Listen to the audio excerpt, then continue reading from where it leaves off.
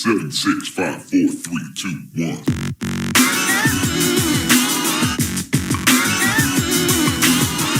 Digimon O2 The Beginning takes place 10 years after the events of Series 2, and this time the Digidestins meet this boy who claims to be the first Digidestin, and his former Digimon Yokomon claims to created the bonds between humans and Digimon, and now he wants every person in the world to have a Digimon partner.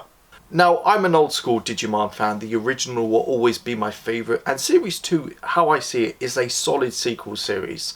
It doesn't quite reach the heights as the first series, and when it does, it's very far and few between, and the characters aren't as iconic, but there's a lot of stuff to like about Series 2. I like a human being the villain for the Digimon Emperor arc. I like the concept of armored digivolving, even though that kind of gets abandoned after the fact that the Digimon can actually evolve into their actual champion forms. I like the fact that DNA digivolving is a mechanic for the second half of the series, and I think the World Tour arc is a lot of fun. Now, I would say the past 10 years the franchise is heavily focused on the original Digidestins, where we were talking about Tri, Last Evolution, the reboot, so focusing on the Season 2 characters this time around is a nice change, and I watched this in dub, and I did regret it because I will say the majority voice cast returns from the show, but I don't think it really translates well when you're watching it dubbed to this kind of story. So what did I think of Digimon O2 The Beginning? I didn't like it. I mean, this is such an afterthought story for the Season 2 characters.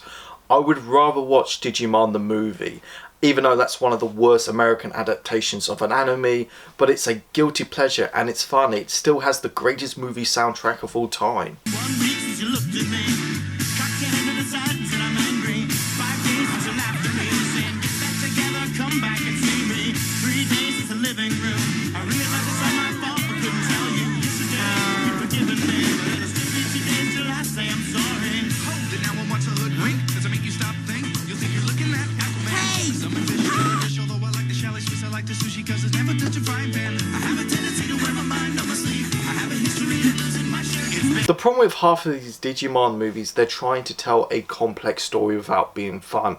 And what made me fall in love with Digimon, it was filled with fun and epic moments, but also it had some serious and emotional issues and themes. And this movie is basically about childhood trauma, but the film doesn't really have the courage to explore it that much. And by the end of the movie, it kind of wipes it all out. And the movie tells that typical Digimon plot that's been done dozens of times about a Digidestin that has a Digimon that's turned evil, and what he or she thinks he's doing is right, so the Digidestins have to stop it. And the O2 characters don't really do a lot in this. And the final battle is kind of anticlimactic. I mean, I wouldn't even call it a battle. It's more like get to point A to point B. And there's this one point in the movie when they unnecessarily get Pyojamon out so they can fly to a floating egg in the sky. The whole idea of the first Digidestin sounds like a cool idea, but if you've seen Series 1 and Series 2 and Tri, the whole philosophy about that is a convoluted mess. And there's really no reference to like the Last Evolution or the original Digidestins. All we get is like they're too busy.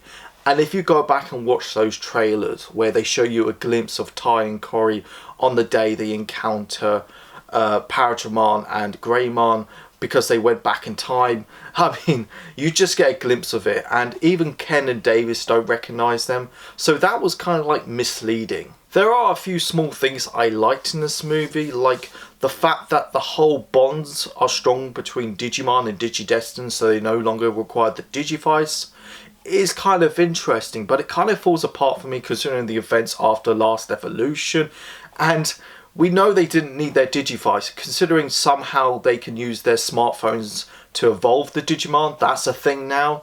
I like that we get to see a few cameos like the Digidestins from the World Tour arc, Willis from Hurricane Touchdown, or as we know, Digimon the movie.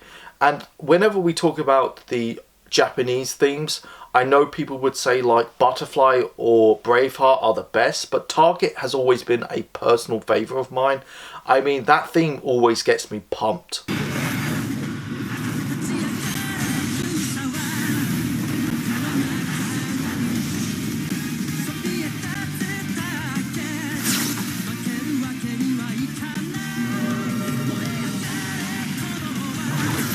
Overall, Digimon O2 The Beginning has a few interesting ideas, but it lacks fun and heart whilst trying to tell this depressing story that's kind of underdeveloped, kind of like the Dark Ocean arc from Series 2.